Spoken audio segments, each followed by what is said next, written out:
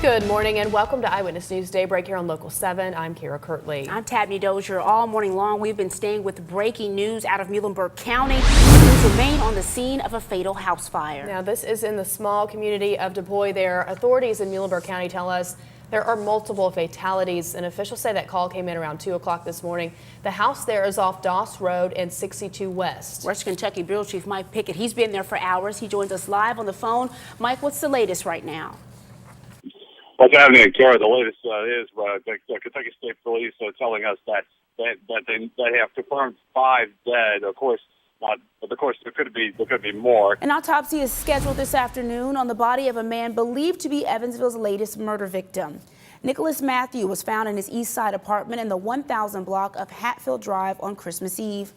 Police say it appears he was stabbed to death, and John Jackson is a suspect in this case. Jackson is also being held in connection with an assault on an Evansville cab driver Christmas Eve and a holdup at an Evansville gas station. Here's what's making headlines this morning. The big ball has dropped in New York City's Times Square to usher in 2014. Supreme Court Justice Sonia Sotomayor led the 60-second countdown. She's a Bronx native. She pushed that button that unleashed the shimmering orb with over 2,600 crystals. Plus, Father John Meredith of Blessed Mother Church in Owensboro has been suspended amid allegations of inappropriate conduct with a minor. Bishop William Medley sent out a letter to parishioners saying the Diocesan Review Board unanimously judges the allegation as, quote, credible, and says an investigation will continue. Here's the scene as 60-plus mile-an-hour winds rip through fields. I mean, before you have time to realize what's going on, it's over with. Uprooting trees and mailboxes and giving a wild awakening to many living in the storm's path. He said the roof's gone. Well, I thought just the shingle. I just thought just a little bit, you know. I had no idea of nothing like this. Amos and Martha Jenkins were home as their roof was torn off around 2 this morning. Majority of their house is destroyed. Precious pieces left shattered. Everything you got's ruined, you know, and it's a little late in life to be starting over again. Across the street, Sandy and Daniel Blackford say they're thankful. We're fortunate, very fortunate. We feel blessed because, I mean, you look at their house and, you know. Could have easily been us, you know, also. The storm didn't hit them nearly as hard and say their neighborly bond won't be broken. The cleanup process is already underway here on Enview Lane, and neighbors say they're just trying to get their lives back to normal, but it's an effort that they'll do together. Lost a lot of things that we'd had that you won't ever regain, you know. But we're so happy that We lived through it, and the dog lived through it. we lived through it. Clean up and go on. Look forward to tomorrow. For some, they'll wake up tomorrow somewhere other than home. In Muhlenberg County, Tabney Dozier, Eyewitness News. The photo business has transformed from this to this. Schmidt Photo says it's seen the decline of its business for the last 5 years.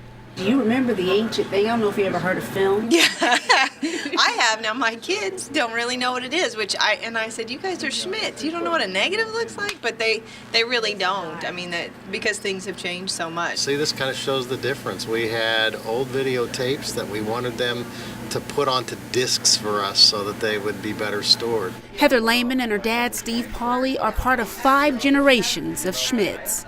And, you know, obviously, the people who've worked here for years. So I'll miss seeing them every day. It's been tough, but I've kind of gotten over it. And I knew that today would be difficult. Pauley says the personal relationships you find here are rare. I don't think anybody can invest what we've invested in our customers, and they've invested in us. I've literally watched people's children grow from birth to go through college, to see them get married. And it's all through pictures, but it's so neat. Bare shelves and walls resembles the emptiness customers and employees are feeling now. As the scrapbooks close for good, you can sense pride, sadness, and satisfaction from a family that's given all it can. I think we can just all be thankful that we had such a great establishment here for so many years.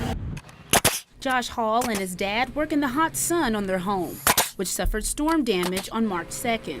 It's just one of those things that takes time, you know. We've still got a lot of tree limbs, but that's the least of our concerns right now, you know, getting the roof back on the house and getting the garage back up. Here's the damage from Peachtree Street the day the storms hit. Hall says progress has been made. But he doesn't understand how Harrisburg, where an EF4 tornado touched down and killed more than 5 people, was denied aid. Some of the damage the Halls suffered was here on the roof of their home.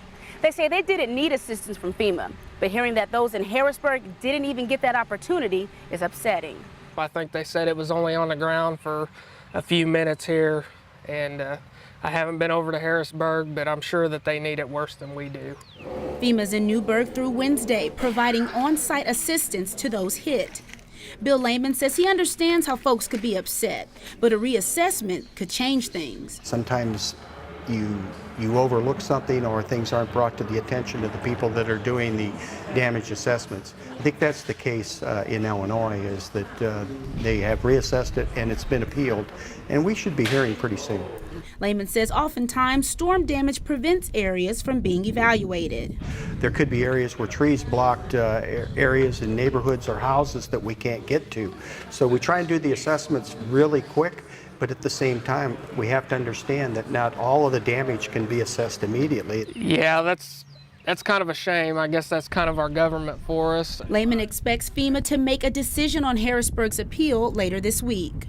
In Newburgh, Tadme Dozier, Eyewitness News. Breaking news this morning, one person confirmed dead after an accident, a car versus a motorcycle. The driver of the silver sedan told officials that he fell asleep and he hit the back of a motorcycle that was standing at a red light here, raising awareness for heart health. But we want to get right to developing news we've been following all morning long out of Vanderburgh County. Crews remain on the scene of an overnight house fire. That call came in around 1:30 in the 7100 block of Wright Drive. Several people were inside at the time, and according to the Vanderburgh County Sheriff's Office, not all of those residents have been accounted for.